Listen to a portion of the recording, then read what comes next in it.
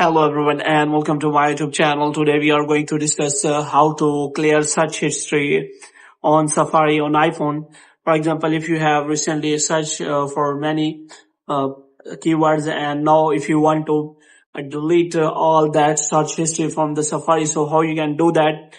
For this, what you have to do, you have to simply watch this video completely.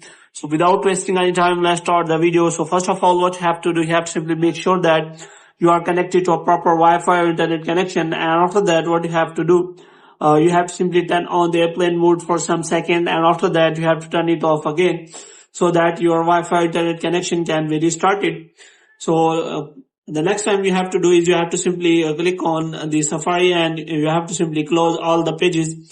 So here is the option available that you can simply clear all recent tabs here.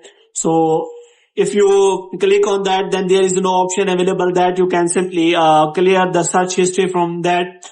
So if you want to clear the search history, then what you have to do is you have to simply go to settings, and after that you have to scroll it down until you find the option of Safari here. So after clicking on Safari, what you have to do, you have to scroll it down until you find the option of clear history and website data.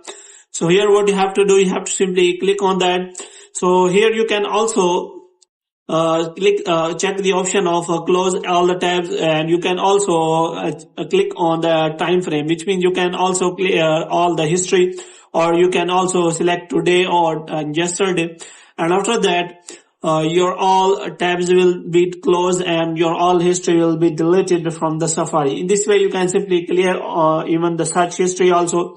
So hope you have liked this video. When I get more videos like this, you can subscribe our channel.